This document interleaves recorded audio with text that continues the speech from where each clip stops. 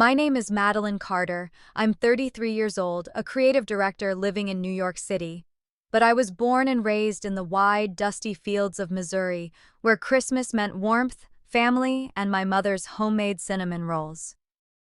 No matter how far life pulled me away, Christmas always brought me home. Or at least it used to.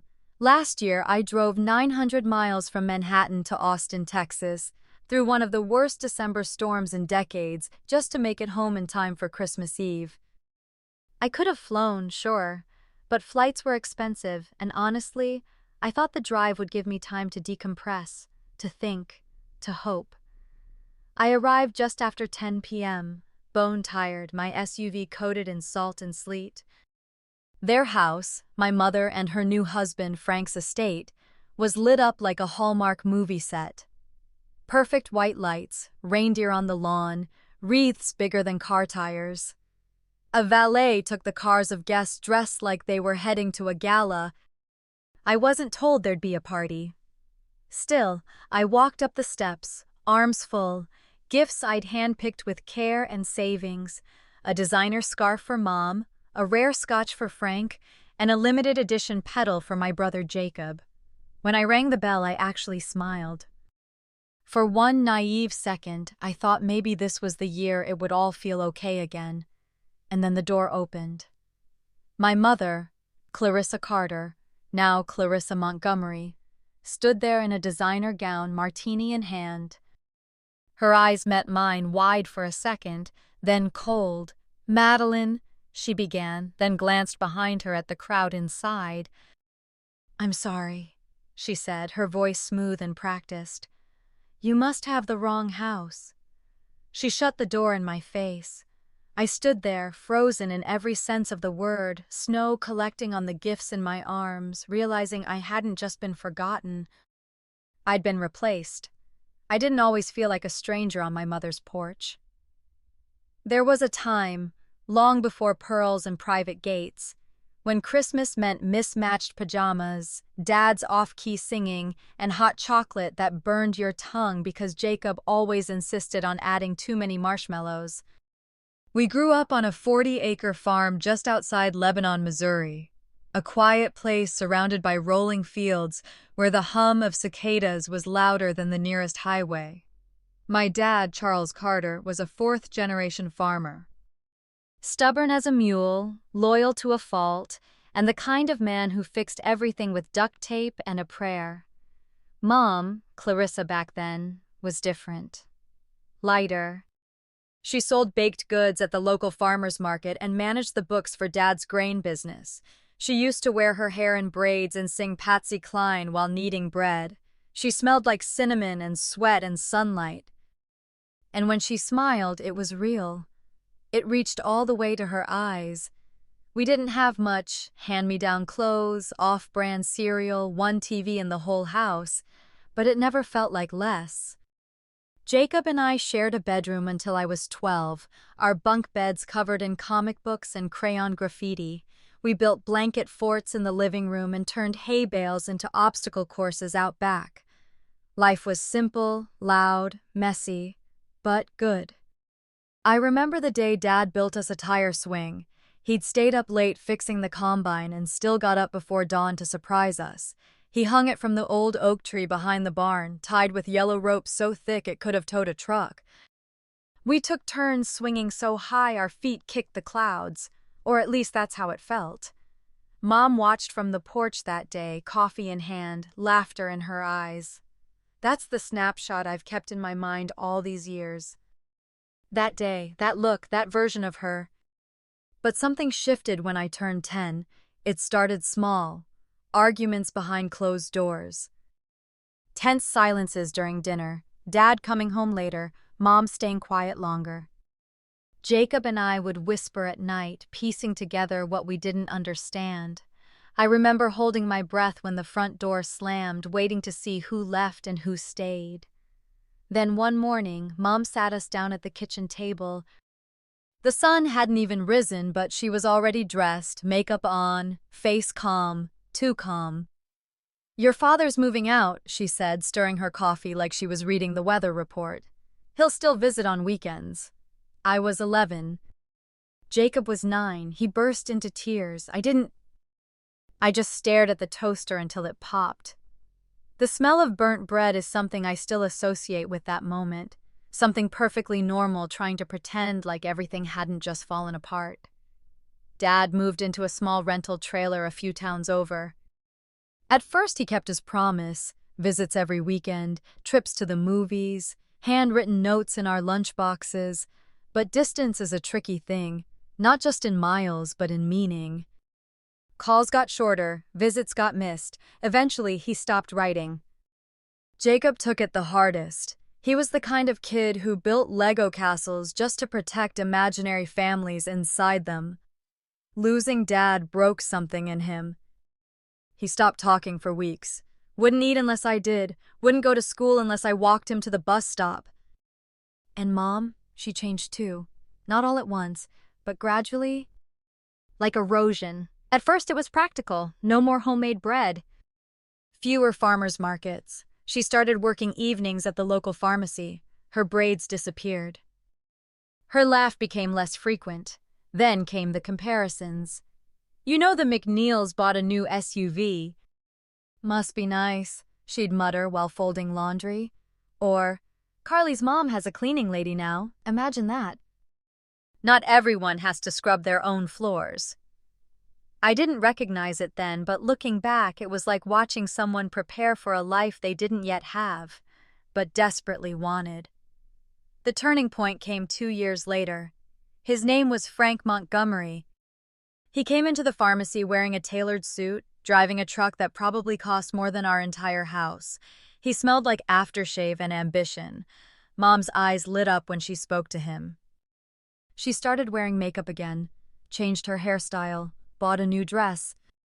Frank was charming in a calculated way, the kind of man who remembered your name and your birthday, but not because he cared, because it was useful. He owned oil rigs and real estate, and he had a condo in Dallas, a house on Lake Travis, and a yacht named Texas Sunrise.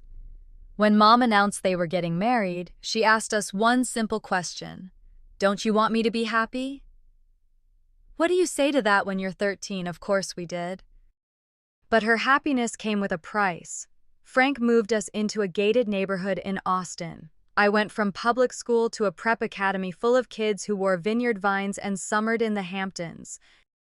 I was the charity case in thrift store jeans, the girl who smelled like hay and peanut butter sandwiches. Mom started speaking in a new tone, soft but sharp. We don't wear that anymore, sweetheart, she whispered one night before a school function, plucking my denim jacket from my shoulders like it was covered in fleas. She got a country club membership, joined 2 charity boards, started talking about connections and legacy and which schools had the best feeder programs for Ivy League acceptance. Jacob kept his head down. He started playing football. Mom liked that, said it built discipline. But I saw it for what it was, his way of disappearing without leaving. And me, I started collecting trophies, perfect grades, debate medals, creative writing awards, not because I loved them, but because they were the only currency my mother seemed to understand anymore. By the time I turned 18, I had offers from 6 universities. Frank offered to pay for Stanford, but only if I agreed to major in finance. I said no. I packed up my beat-up Toyota Corolla and drove to New York on a partial scholarship to study design and storytelling. I waited for Mom to call. She didn't. That was the moment our paths fully split. But no matter how far I ran, Christmas always pulled me back. It was the one tradition that felt untouchable. A thread between the girl on the tire swing and the woman navigating corporate meetings in glass towers. Until last Christmas, when my mother opened the door, saw my face, and told me I had the wrong house. If there was a single moment where my childhood cracked down the middle, it was that morning in March. I was 11, still half asleep in my flannel pajamas, when I walked into the kitchen to find my mother sitting perfectly still at the table, her coffee untouched, eyes red-rimmed but oddly calm, like she'd just stepped off a battlefield and didn't know who had won. "Your father's moving out," she said. No warning, no preamble, just 5 words that hit harder than any storm we'd ever weathered on that farm. "He'll still see you and Jacob on weekends," she added, like she was reading a memo from school. Nothing's changing, not really. But everything changed. The night before, I'd heard them fighting again. Their voices had grown sharper over the past few months, creeping through the thin walls of our house like cold air through old floorboards. I'd learned how to press a pillow over my ears just enough to block out the shouting, but still listen for door slams or silence, both of which meant something worse. That morning, Dad didn't come down for breakfast. His boots weren't by the door. His old leather wallet, always tossed on the counter, was gone. So was the Ford. I sat there across from my mom, the smell of burnt toast rising behind me, and felt the floor tilt beneath my feet. I didn't cry. Not yet. I just stared at her like I didn't recognize her. Jacob did cry. He came in rubbing his eyes, dragging his favorite blanket. When Mom told him, he burst into loud, hiccuping sobs. She reached for him, but he pulled away, ran out of the room, and slammed the bathroom door. That was the first crack. Dad moved into a trailer park 15 miles away, a 2-bedroom unit with plastic blinds and a couch that smelled like cigarettes. He tried. The first few months, he picked us up every other Friday night. We'd go to Sonic or rent movies from Blockbuster. He let Jacob ride shotgun and always made sure I had the extra cherry in my Coke float. But something was different. He was quieter, sadder, like part of him had deflated. And the more weekends passed, the more life just pulled us all apart. School projects, football games, Mom's new work schedule. Suddenly, there were reasons to skip a visit. Then came the first birthday he missed. Then the first Christmas. And then he stopped calling altogether. I found out from a friend at school that he'd moved to Springfield. New job. New girlfriend.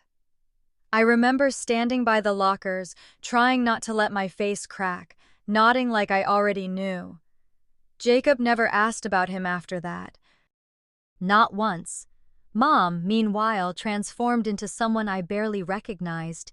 She started working at the front desk of a car dealership in town. The hours were long, but she always came home with her makeup still perfect and a new edge to her tone. She started talking about money, constantly. Who had it? Who didn't? What it meant. "You think love pays the electric bill?" she snapped at me one night when I asked why she wouldn't even say Dad's name anymore. She got rid of everything that reminded her of him. His favorite flannel jacket, gone. The family photos above the mantel, replaced with landscape paintings from Hobby Lobby. The rocking chair he built when I was born. Donated. It was like she was erasing him from the house. And from us. I tried to hold it together. I became the good kid, straight A's. Helped Jacob with homework, cooked when Mom worked late. But there were nights I'd lie in bed staring at the ceiling, wondering why no one had asked what I wanted, whether I was okay. Jacob got quieter, angrier. He punched a hole in the bathroom wall after Mom threw out one of Dad's old fishing rods. When she grounded him for it, he disappeared for 2 days. I found him at the old barn, curled up with his Walkman, refusing to speak. We didn't talk about feelings in our house. We endured. Mom used to say, "We don't have time for self-pity, Madeline. You either keep moving or get run over." But I was a child, not a machine. The worst part wasn't the yelling. It wasn't even the leaving. It was the silence that followed, the emotional vacuum, the way love began to feel like a transaction, something you had to earn, prove, or barter for. By the time I was 13, it was just me, Jacob, and a version of our mother we didn't know how to reach. She smiled less, slept more, snapped quicker, and then she met Frank. But that's a different chapter. Back then, all I knew was this. My family had split down the middle and no one was interested in stitching it back together. Christmas that year was the first time we didn't bake cookies. no tree, no carols, just a pre-lit fake pine Mom bought at a clearance sale and one string of lights that blinked out halfway through the week. Jacob didn't even open his gifts on Christmas morning. I found him later outside in the barn, practicing field goals with a deflated football, pretending like December 25th was just another day. And maybe, in some ways, it was, because when your foundation cracks early, you stop expecting magic. You stop believing in traditions. You stop believing that home is where you're wanted. You just focus on surviving the next shift, the next test, the next meal. Looking back, I think that's when I learned to measure my worth in effort. If I got one more A, one more scholarship, one more pat on the back, maybe then I'd feel whole again. But the truth is, no amount of success could fill the space where unconditional love was supposed to live. And that absence? That's what I carried with me into adulthood, into New York. Into every relationship, into every holiday season I tried to salvage. Until last Christmas, when I realized I hadn't just lost my father to distance and silence. I was about to lose my mother too, but this time I wouldn't let it go quietly. It started with a man in a navy blue suit and snakeskin boots. I remember the first time I saw Frank Montgomery. He walked into the dealership where my mom worked, his Rolex catching the fluorescent lights as he leaned over the front desk. His voice was smooth, low, and calculated, like a country singer who'd traded his guitar for a portfolio of oil rigs. Mom sat a little straighter that day. He came back again the next week. Then again, always with a compliment, always with a story. She started wearing lipstick to work again. Bought a new blouse, wore her hair down like she used to when Dad would dance with her in the kitchen. At first, I didn't think much of it. We were used to people passing through. Customers, small-town charmers, local salesmen, but Frank was different. He didn't pass through. He circled. By that summer, he was taking her to dinner, real dinner. Not pizza in the back booth at Dean's Diner, but steakhouse reservations in Springfield, where the waiters wore bow ties and used phrases like truffle compound butter. Mom came home glowing, lighter, like the weight she'd carried for years had been temporarily shelved. She started talking about things we'd never heard her say before: retirement plans, investing, travel. When Frank asked her to marry him, she said yes before the sentence finished. I was 14. Jacob was 12. We didn't get a vote. We got tuxedo rentals and a speech about second chances. Frank had money. Old Texas oil money. And he wasn't subtle about it. He had 2 vacation homes, a personal driver, and a garage full of cars he didn't even drive. One of them was a Bentley with customized license plates that read TXBLDZR. I asked what it meant once. Texas bulldozer, he said, grinning, because I don't let things get in my way. That should have been my first red flag. After the wedding, everything changed fast.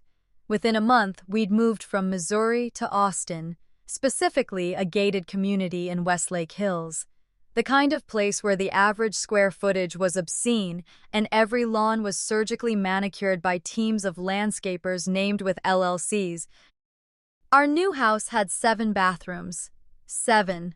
Jacob and I went from sharing a room to having suites on separate wings of the house. The air smelled like eucalyptus. The fridge had a touchscreen, but somehow, it didn't feel like home. Frank liked things neat, organized, controlled. He'd walk through the house with this quiet, surveying gaze, like everything he touched had to prove its worth. That included us. He never raised his voice. He didn't need to. His power was quieter, more efficient. He offered advice masked as expectation, generosity laced with control. When I mentioned wanting to take art classes, he smiled and said, "That's cute, but you'll outgrow that soon." When Jacob asked for a drum set, Frank sent him a leather-bound planner instead. "Structure leads to success," he told us at dinner one night, as if we were new employees rather than his new stepkids. Mom absorbed it all. She started wearing silk blouses and pearls, reading books with titles like The Art of Elegant Living and Power Couples, Branding Your Marriage. She joined a local country club where wives in tennis skirts sipped rosé and traded dermatologists. Gone were the days of coupon books and homemade casseroles. We had caterers now, monthly events, conversations about board appointments and networking circles. And then she changed how she spoke about us. I overheard her one evening on the phone telling a new friend, "Oh, Jacob and Madeline, they're from my first life." Like we were a failed beta version before she upgraded. I didn't confront her, not yet. I just filed it away, like all the little betrayals that added up over time. There were others. One night I came downstairs wearing my favorite jeans, faded, paint-stained, the ones Dad bought me from the feed store when I helped repaint the barn. Mom pulled me aside before I could make it to the dining room. "We don't wear things like that anymore," she whispered, eyes darting toward the guests. "Things like what?" I asked. "Poor things," she said, her voice tight. "People notice." And just like that, part of me shut off. I learned to dress the part, to play along, but it was performance, not participation. I smiled for pictures, but I wasn't in them. Frank offered to pay for my college on one condition: I study business or finance. "No point in wasting money on some artsy dream," he told me. "You want freedom? Learn how money works." I declined, took out student loans. Got a part-time job at a bookstore, moved to New York on a scholarship, and never looked back. But every Christmas, I came home. No matter the distance, no matter the dysfunction, I returned, because I believed, naively, that traditions held power, that they meant something, that Mom would see me, not just my resume or my outfit, but me. And every year, I left with the same hollow feeling, like I'd auditioned for a role I was never going to get. Frank never outright rejected me. He was polite, generous even. But I always knew I wasn't part of his empire. I was a variable, a cost center. Still, I kept showing up, kept hoping that one Christmas would be different, that maybe, just maybe, Mom would open the door and see me, not as baggage from her first life, but as her daughter. Instead, last year she looked me dead in the eye and told me I had the wrong house, and the part that hurt the most, she meant it. There comes a moment when the quiet compromises you've made your whole life stack so high, they block out your own reflection. For me, that moment came senior year of high school. I was 17, sitting at the granite kitchen island in Frank's house, no longer our house, flipping through college brochures while my mother discussed shrimp catering options for her next charity event. Stanford, Columbia, NYU. I had options, real ones. I'd worked my tail off, AP classes, honor roll, debate team captain.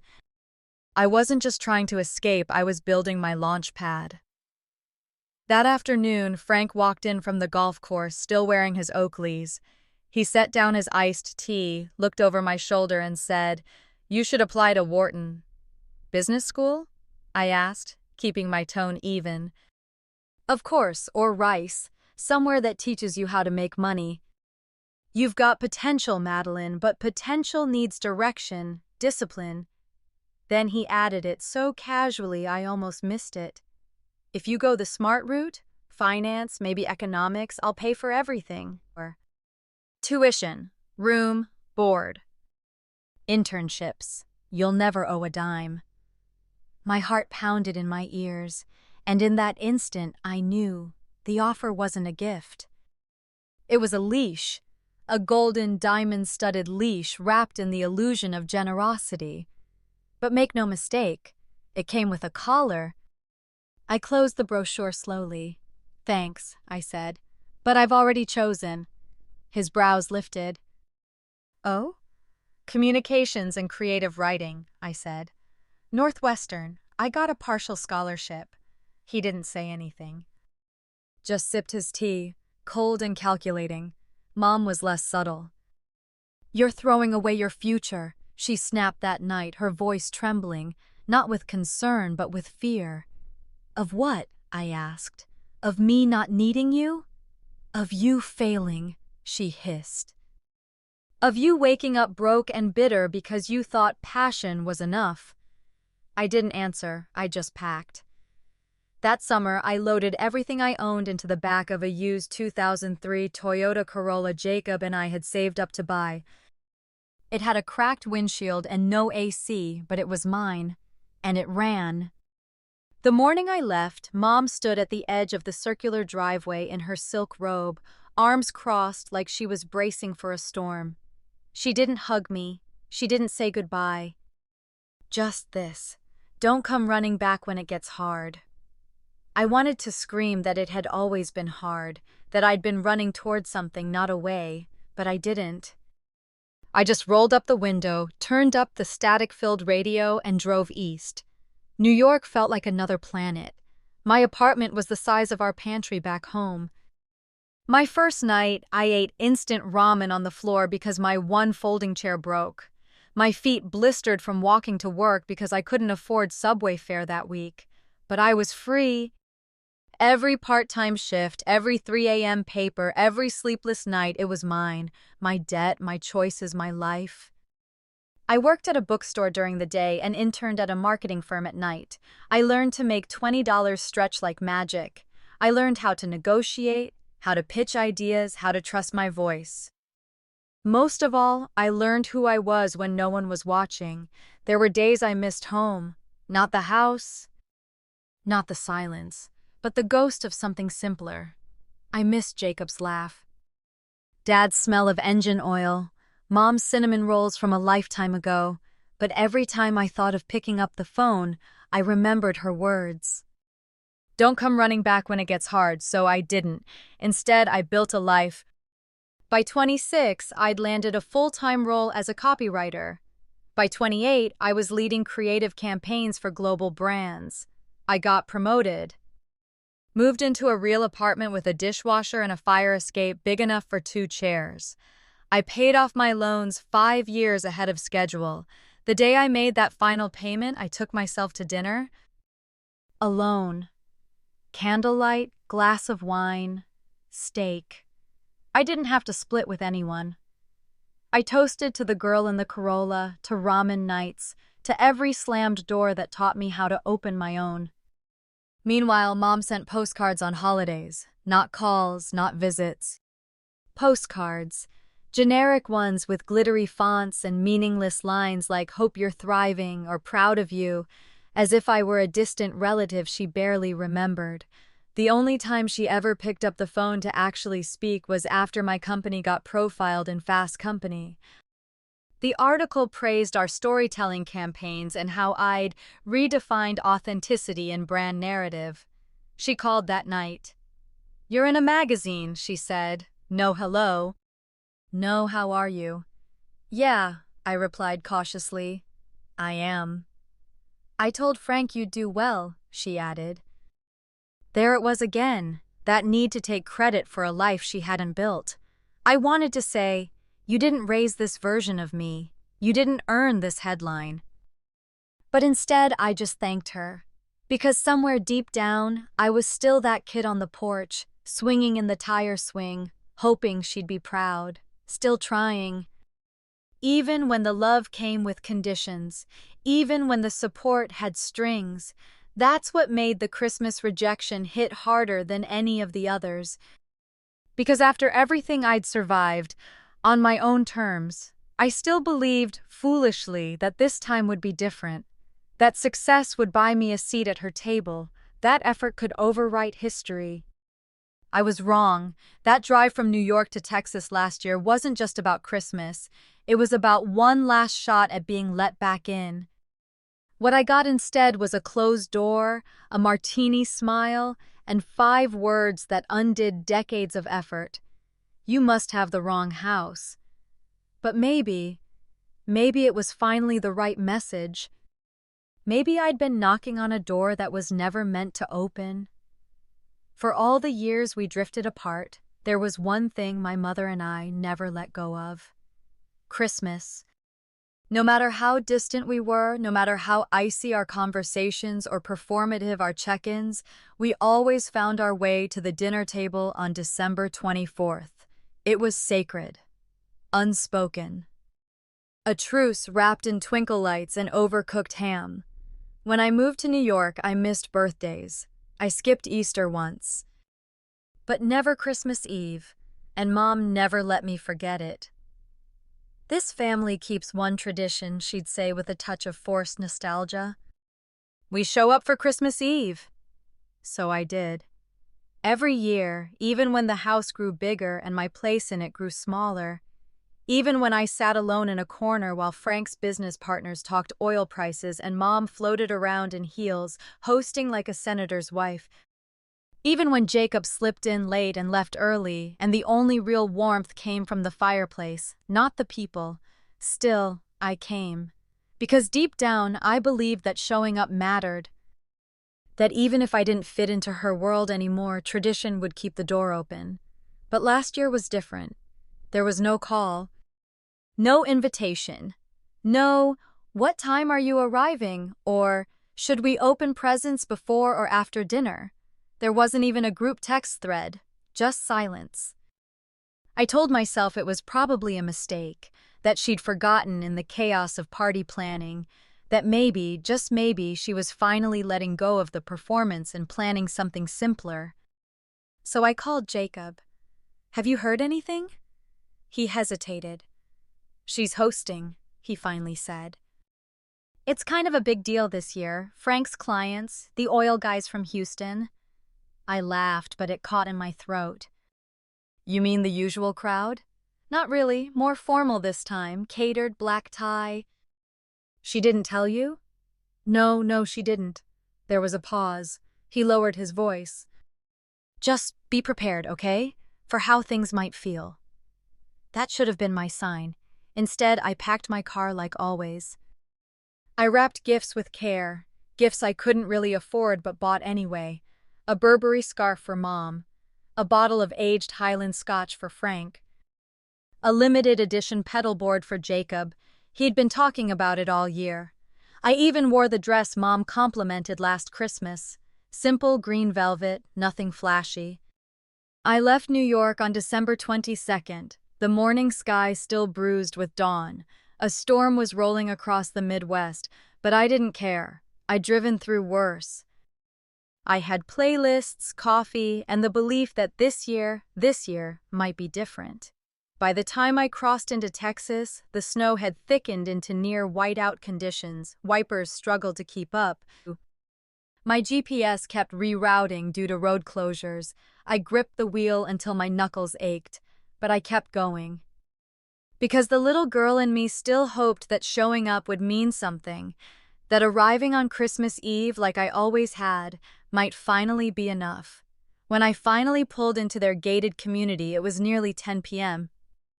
The security guard waved me through after I gave my name. No questions, no comments. The house stood at the end of a long, curving driveway lit with white spotlights. It looked like a winter-themed luxury catalog. Garlands draped over the columns, wreaths in every window, and two massive nutcrackers standing guard by the front door. Parked in the circular drive were cars I couldn't name but knew were expensive. A valet in a red coat took keys from a man in a tuxedo. Valet. For Christmas Eve. That was new. I parked around the corner, not wanting anyone to see the salt-stained Corolla I'd driven halfway across the country. I checked my makeup in the rearview mirror, reapplied lipstick with shaking hands, and stepped out into the cold. In my arms, I balanced 3 perfectly wrapped gifts and an overnight bag. Snow clung to the hem of my dress, and my heels sank slightly into the gravel. I walked up to the door, rang the bell, and took a deep breath. I could hear music inside, Bing Crosby, faint laughter, the clink of glasses. For 1 second, I let myself believe. The door opened. There she was, my mother. She looked stunning, her blonde hair swept up, a pair of pearl drop earrings catching the light. She wore a black sequined gown I'd never seen before and held a martini in one hand. "Mom," I breathed, smiling despite the snow in my lashes. Hi. Sorry I'm late. The roads. Her eyes darted behind me, then to my bag, then to my face. She stepped halfway into the doorway and gave me the kind of smile she wore for strangers. I'm sorry, she said, her voice cool and practiced. You must have the wrong house. I blinked. What? You weren't expected, she added quickly, still smiling. We're hosting a formal event tonight. I told you we'd do family Christmas tomorrow. No, I said. You didn't.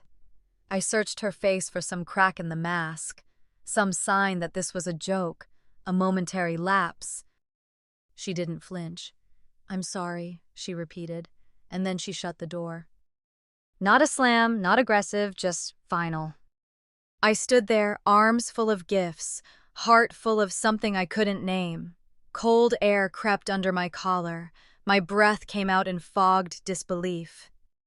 Inside, through the frosted glass, I saw her turn back to her guests. She was laughing again, effortlessly. As if I hadn't just stood in front of her, as if I didn't exist. And in that moment, I realized the truth. Tradition doesn't mean anything if the people keeping it have already erased you. For a long time, I stood there, unmoving. Snowflakes landed softly on the gifts in my arms, their delicate chill slowly melting into the expensive wrapping paper. I didn't feel it at first. My body was too numb, too stunned. It wasn't until a couple in formal wear approached the porch, pausing awkwardly to give me space, that reality sank in. They looked at me with polite discomfort, the way people look at someone who's just been publicly humiliated but they don't want to get involved. The man cleared his throat. The woman offered a tight, apologetic smile. Neither of them said a word. I stepped aside. They walked past me, rang the same bell I had, and were welcomed with warmth and champagne. The contrast hit like a punch to the ribs. I fumbled for my phone with frozen fingers. Tried calling Mom. Straight to voicemail. Then Frank. Same. Then Jacob. I sent texts. Desperate, direct. Me. Mom just turned me away at the door. Me. Are you inside? What's going on? Me. I drove 900 miles through a snowstorm to be here. Her name popped up with a read notification almost immediately. No reply. I stared at the glowing screen like it might change its mind. 10 minutes passed. The snow thickened. My fingers started to shake, not from the cold but from the growing burn of humiliation. A side door opened nearby and one of the catering staff came out carrying trays toward a van. He gave me a curious glance, then did a double take. Excuse me, I called, trying to steady my voice. Could you tell Clarissa Montgomery her daughter is still outside? He paused, visibly uncomfortable. I'm sorry, ma'am. I'm not supposed to interrupt the event. Then he disappeared into the van. I stood in the dark, arms aching from holding gifts for people who didn't want me, stomach hollow, chest tight. Finally, I turned back toward the driveway, made it to my car, tossed the gifts onto the passenger seat like they were nothing, and sat there trembling, engine off, snow pattering softly on the windshield. I couldn't cry, not yet. Not until I processed the fact that this wasn't just some scheduling error or misunderstanding. My mother had looked me in the eye and chosen her guest list over her own daughter. The wind howled against the windows. I didn't know where to go. The nearest hotel was 30 minutes away and I hadn't budgeted for one. Not during the holidays. Not after what I'd already spent just to be here. I was debating whether to call Jacob again when my phone finally lit up.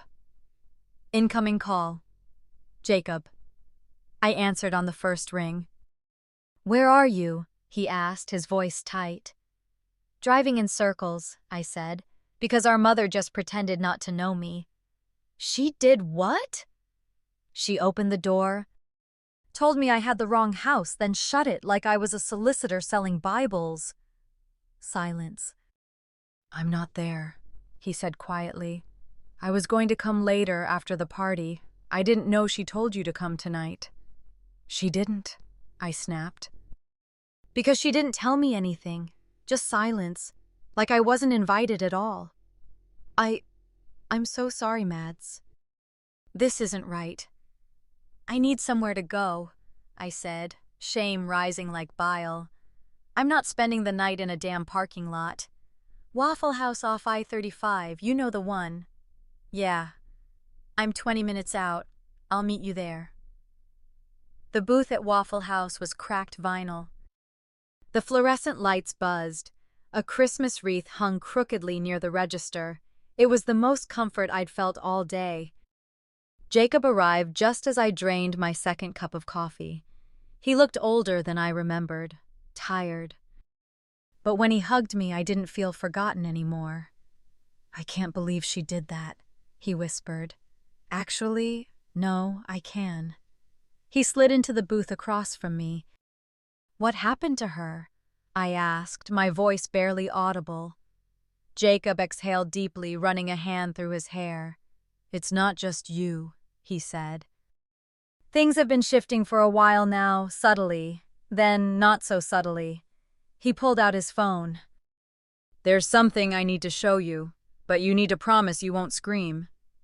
He opened a folder, showed me a scanned document. It was a copy of our grandfather's life insurance policy. I thought Grandpa spent all his savings on his treatment, I said, confused. Jacob shook his head. He had a life insurance payout, $150,000. He left a letter, said he wanted it split between Mom, you, and me. He handed over the letter. Grandpa's familiar cursive, shaky but heartfelt. I want this to help all three of you start strong, it read. Clarissa, divide it fairly. Family comes first. I looked up. She never said a word. She kept it all, Jacob said, deposited it into her personal account. Quietly, then acted like it never existed. I felt the betrayal hit in waves, not just the money, but the lies, the rewriting of history, the erasure. She told me you'd refused to be part of the family, that you were too busy in New York, too proud. She told you that? She told everyone. I sat back, stared at the ceiling, laughed bitterly. She turned me into the villain to justify her own selfishness. Jacob nodded. She's been calling us her first family lately, like we were a starter kit before her real life with Frank. That did it. The tears came then. Not soft, not pretty. Ugly, raw, aching sobs that made my shoulders shake and my chest hurt. Jacob didn't say anything. He just reached across the table and took my hand. We stayed like that for a long time. And for the first time in years, I felt like I wasn't fighting this alone. We sat in that Waffle House for hours, the hum of the fluorescent lights above us blending into the low sizzle of the grill behind the counter. Christmas carols played faintly from a static-filled speaker. But in that booth, it felt like time had stopped. Jacob stirred his coffee, his eyes fixed on the swirling cream like it held answers. I've been sitting on this for months, he finally said. I didn't know how to bring it up.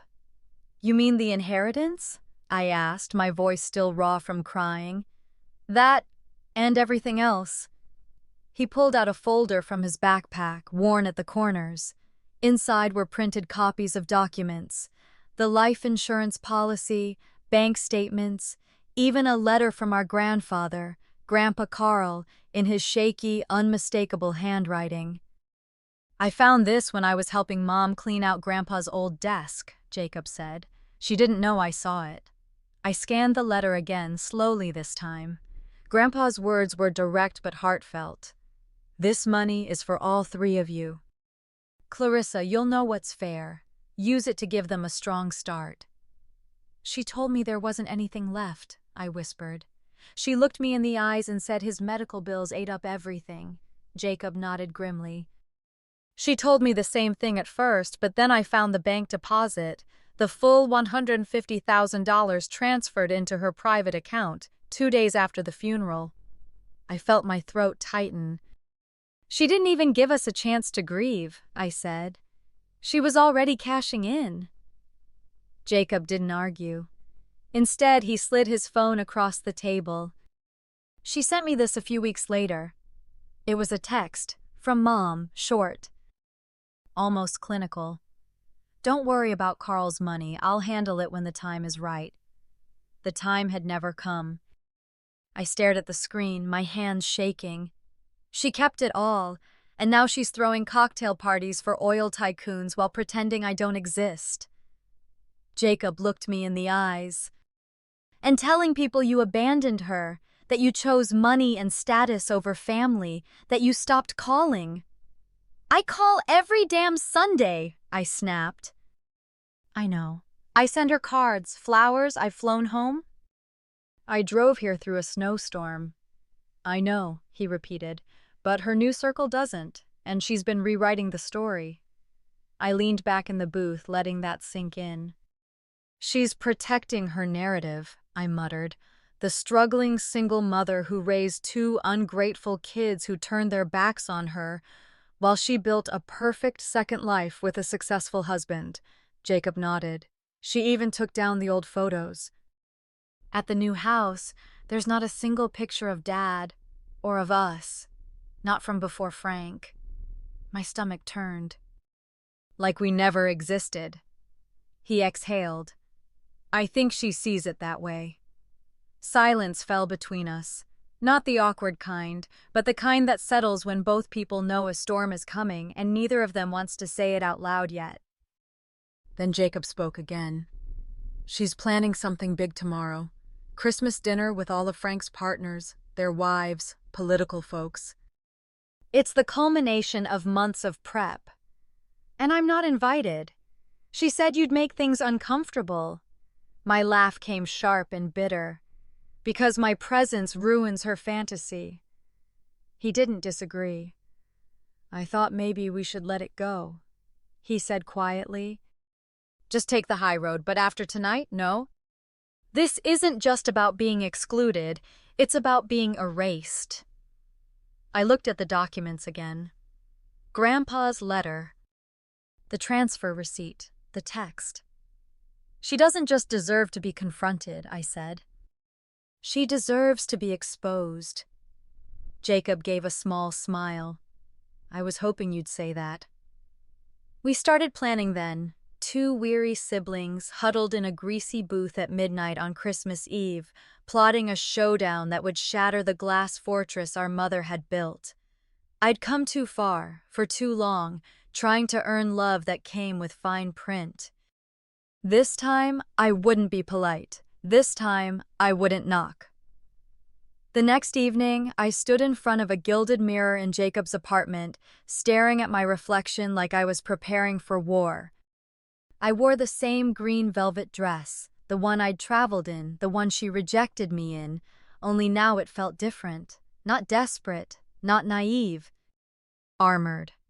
Jacob adjusted his tie beside me, the one with little Shakespeare quotes stitched across it, a gift from his students last year.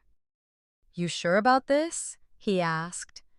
No, I said, steadying my breath, but I'm done staying quiet. We pulled up to the estate just after 7 p.m.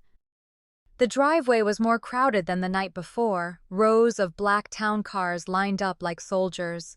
Valets in red coats jogged between engines. Laughter and music floated from the house, muffled by thick stone walls. A guard stopped us at the gate. Jacob rolled down the window. Jacob Carter? I'm on the list. The man checked his clipboard, nodded. And guest? Jacob looked at me. Smiled. My sister. He didn't flinch, just waved us through. As we approached the house, I could see the glow of chandeliers through the tall windows. The foyer buzzed with cocktail dresses, crisp tuxedos, and people sipping from crystal glasses like they'd never spilled a secret in their lives. I braced myself. When the butler opened the door, it wasn't Mom who greeted us, it was Frank. He stiffened when he saw me, his practiced charm flickering for a split second. Jacob, he said, voice smooth. And Madeline, this is unexpected. "Merry Christmas, Frank," I replied, stepping inside. "Thanks for having us." He hesitated. "Your mother's entertaining in the main parlor. I'll let her know you're here." "No need," I said. "She'll see us soon enough." The room was massive, open concept, filled with polished marble, gold trim, and people who smelled like stock portfolios and power. A string quartet played near the staircase. Waiters circled with shrimp skewers and flutes of champagne. Then I saw her. My mother stood near the fireplace, surrounded by women in designer gowns laughing. Her hair was styled in soft waves. Her makeup was flawless. She looked exactly like the image she'd built, regal, composed, untouchable. Until her eyes met mine. Her smile froze. Panic flickered behind her lashes. She excused herself from the group and glided toward us, heels clicking on the polished floor. "Jacob," she said tightly, barely glancing at me. "Can I speak with you, alone?" "No," Jacob replied calmly. "Whatever you need to say, you can say it to both of us." Her jaw clenched. "Then come with me." She led us through the crowd, past the kitchen and into the butler's pantry, cool, quiet, and walled with wine racks. As soon as the door closed, her mask slipped. "What the hell are you doing here?" she hissed. "Celebrating Christmas," I said. "You know, the tradition we supposedly never break." "You weren't invited." "I wasn't informed," I corrected. "Big difference." She looked at Jacob. "You brought her here to humiliate me?" He didn't blink. "No, Mom. She came here to speak the truth." She folded her arms, turning to me. "So this is revenge?" "No," I said. "This is accountability." I pulled out my phone, opened the files, held them up. Grandpa Carl's letter. "The life insurance policy. The text you sent Jacob saying you'd handle it when the time was right. It's been a year, Mom." Her face paled. "You went through my things?" "No. You left your truth lying around and hoped no one would notice." Frank opened the pantry door then, stepping in with a forced smile. "Everything okay in here? The Andersons are asking about you." "Frank," I said, turning to him. "Did you know about the money?" He blinked. "What money?" "The $150,000 Grandpa left. The money she was supposed to split between us." He looked at Mom, confused. She didn't meet his eyes. "That's a private family matter," she muttered. "But you made it public," I shot back. "When you used it to fund your new image while pretending we were ghosts from a past life." "You always made it about you," she snapped. "Your career, your choices." "You pushed me away." "No, you pushed me out," I said. "And when I kept showing up, you shut the door in my face." She turned to Jacob. "And you? You're supposed to have my back." "I'm supposed to have a conscience," he replied. Another voice cut through the tension. "Patricia?" Aunt Diane, Grandpa's sister, stood in the doorway. Her sharp eyes moved from Frank to Mom to me. "I came looking for the good wine," she said coolly. "But it seems I found something better." Mom's face crumbled. "Diane, this isn't—" "You lied about Carl's money?" Diane asked, stepping inside. "You told me it was gone. You let your children believe there was nothing left." "I had my reasons," Mom said weakly. "Greed is not a reason," Diane said. The silence in that pantry was deafening. "You've spent years curating this fantasy life," I said. "But the truth has a funny way of finding the front door." She looked at me then, really looked, and for the first time in years I didn't see the mother who made cinnamon rolls or the woman in pearls. I saw a stranger. "If you walk out of here," she said, voice low and shaking, "don't bother coming back tomorrow." I met her gaze. "You said something last night that stuck with me. You must have the wrong house." I smiled softly. "You were right." Then Jacob and I turned and walked out, through the marble foyer, past the guests, through the snow-speckled night, leaving behind the illusion she'd built and the family she'd forgotten. That night, I didn't sleep. I lay on Jacob's pull-out couch staring at the ceiling, still wearing the velvet dress that had witnessed my final act of belonging, followed immediately by my exile. The party would go on without me. The guests would sip their wine, gossip about oil futures, and marvel at how tastefully modern the house was.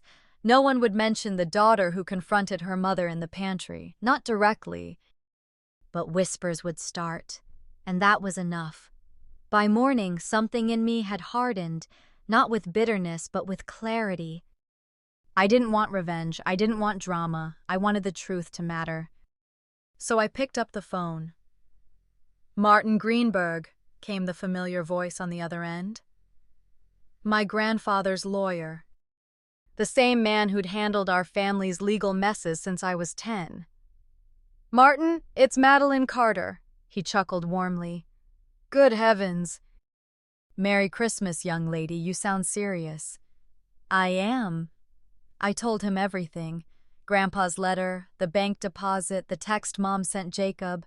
I sent him scanned copies of every document we had. I even attached a statement I typed at 3 a.m. summarizing what happened at the party. He was silent for a moment. "Legally, she's the sole beneficiary." "But that letter, the text message, your eyewitness account, it changes things. A judge may view it as intent. If we move fast, I can file an emergency petition to freeze the funds." "How fast?" I asked. "Today." It was Christmas morning. While families opened gifts, I signed legal forms electronically from a cheap laptop in Jacob's kitchen. Within hours, Martin had filed a request with a Travis County judge. By sunset, we had an answer. The account was frozen. Mom's phone call came just after. I let it ring, then Frank called. I answered. "Madeline," he said, voice tight. "We need to talk." "I think we already did," I replied, or didn't. Which is the problem? She's distraught. This is Christmas. She wasn't distraught when she slammed the door in my face, I said. She wasn't distraught when she lied about Grandpa's wishes. "Look," he said, "maybe we can reach a compromise. She's willing to offer you—" "I don't want hush money, Frank." There was silence on the line. "What do you want?" "I want the truth. I want her to admit what she did. And I want the money divided like Grandpa asked. Nothing more, nothing less. You know this will ruin her socially. She ruined herself." The next few days were a blur of phone calls, legal consultations, and icy stares from people who'd once clinked glasses with my mother. Word had gotten out. Aunt Diane was furious. Several of Mom's friends backed away.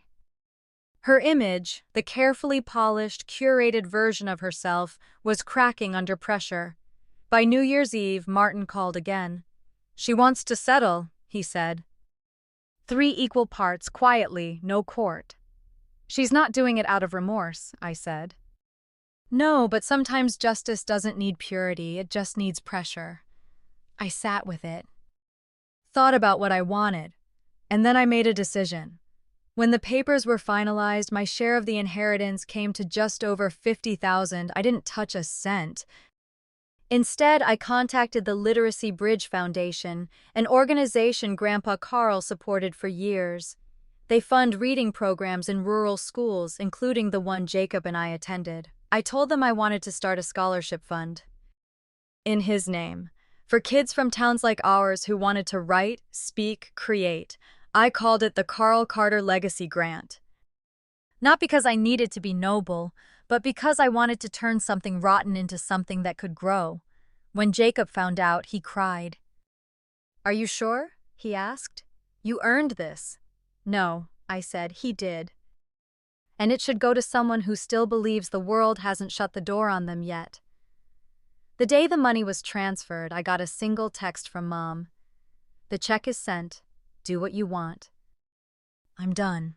That was all. No apology, no acknowledgement. Just finality. I didn't reply. Instead, I turned off my phone, went for a walk around Zilker Park, and let the cool wind wash over me. For the first time in years, I wasn't seeking her validation. I wasn't measuring my worth against her silence. I was just free. Free to let go of the version of me that kept waiting at a door that was never going to open. Free to stop auditioning for a role I'd outgrown.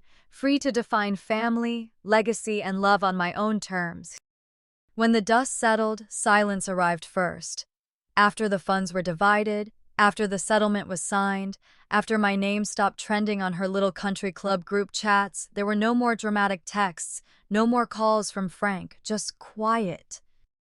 The kind that used to make me anxious, but now it felt like peace. Still, I kept waiting for the final blow, for her to call screaming, or to post some veiled jab online, or for a cousin to forward me a nasty quote-unquote family update. It never came. What came instead was nothing. Until the knock. It was New Year's morning. Jacob and I were drinking coffee in his kitchen, the little window fogged with steam, the last of the holiday lights blinking lazily outside. Then came the knock. Jacob opened the door. It was Frank. He wasn't wearing his usual cashmere coat or designer boots, just jeans, an old work jacket, and tired eyes. In his hands was a plain cardboard box. "She asked me to drop this off," he said. No hi, no small talk. Just a quiet task from a woman unraveling. I stood. "She didn't want to come herself?" He shook his head. "She's not ready, but she's trying, sort of." Jacob let him in. Frank set the box down carefully on the coffee table. "I should go," he said, then paused. "She's seeing someone, a therapist. Your aunt convinced her." I didn't say anything. "I don't think she fully understands what she's done," Frank added. "But she's starting to see that something broke, and she was the one holding the hammer."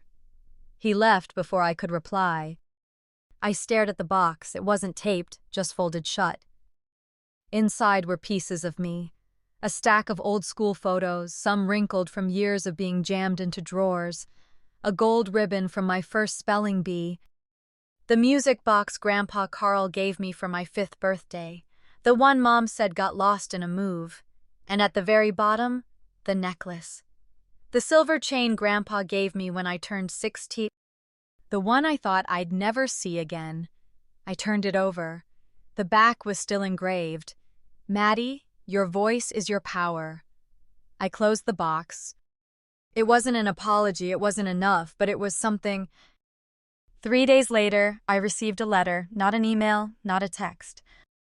A letter, in her handwriting. The return address was crossed out. No sender's name, just the word Madeline on the envelope. I opened it slowly. The paper trembled slightly in my hand. "I don't know what to say to you. I don't expect forgiveness. I'm not even sure I deserve it, but I want you to know I kept those things because I couldn't let go of you completely, even when I told myself I had. I was ashamed of how I acted, of the choices I made, of the daughter I lost because I pushed her away." I stopped reading, breathed, then continued. "Frank thinks I care more about appearances than people. He might be right, but that doesn't mean I don't remember who you were. Who you are. You were always the brave one, and I was too proud to admit I envied that. I'm not asking for anything, just writing it down because my therapist says sometimes that's the only way to begin." It ended there. No love, Mom. No signature. Just blank space, like she didn't know how to finish, or maybe she didn't think she had the right. I didn't write back. Not right away. I folded the letter, slipped it inside the box she sent, and put both on the shelf in Jacob's spare room. A visible reminder that closure doesn't always come in clean lines, that sometimes grief is quieter than rage. Later that week, Jacob and I walked past her house while running errands. The curtains were drawn, the Christmas lights were still up, but half of them blinked erratically, the rest faded. "She's barely left the house," Jacob said. "Frank says she canceled her book club, didn't go to brunch last Sunday." I didn't feel satisfaction. I didn't feel pity either. I just felt tired. I don't think she knows how to rebuild, Jacob added. Maybe she doesn't want to, I said. But I thought about what Aunt Eleanor had told me in the hotel room. Leave the door cracked, just enough for light to come through. So I did. Metaphorically, at least, I didn't block her number, I didn't toss the box. And a week later, when I received a second letter, shorter than the first, messier handwriting, I opened it. Saw the article about Grandpa's scholarship fund. It was good. He would have been proud, so am I. Still no name, still no apology. But this time it didn't feel like avoidance. It felt like her voice, cracking through the fog of her pride, a start. Forgiveness isn't always an announcement. Sometimes it's just a choice to stop bleeding from the same wound. I haven't forgiven her yet. Maybe one day I will, but for now I've set the weight down, and that too is freedom. If this story has taught me anything, it's that family isn't a fixed thing. It's not locked into your DNA or guaranteed by birthright. It's not defined by blood, last names, or even how many Christmases you showed up for out of obligation. Family, real family, is earned. It's the people who listen when you're angry and stay when you're broken. It's the ones who don't shut the door when your arms are full and your heart's even heavier. It's who shows up when showing up isn't easy. I spent most of my life trying to prove I belonged to a version of family that had stopped being real the moment love became conditional. When success wasn't enough unless it fit someone else's blueprint, when independence was seen as betrayal. But now I know something I didn't back then. Family isn't where you start. It's where you're willing to grow. It's Jacob, waiting for me at Waffle House on Christmas Eve, when I had nowhere else to go. It's Grandpa Carl, leaving behind a letter that told the truth when no one else would. It's Aunt Eleanor reminding me that sometimes strength means cracking the door open, not barging through it.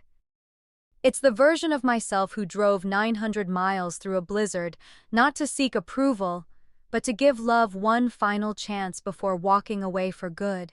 And it's the me who now chooses peace over performance, truth over image. Presence over perfection. This year, I'm not spending Christmas in a mansion with chandeliers and catered duck confit. I'm spending it in a walk-up apartment in Brooklyn with Jacob and Melissa, a tiny tree from the bodega downstairs, and a playlist of songs we can actually sing along to.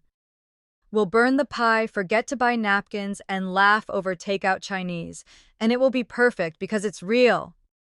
Sometimes, the hardest door to walk through is the one that leads away. But when you stop begging to be let in, when you start choosing yourself with the same loyalty you've always given others, you find a different kind of home, a home made of boundaries, healing, and people who don't need you to shrink to fit. Because family isn't something you're born into, it's something you build. One act of truth at a time. So now I want to hear from you.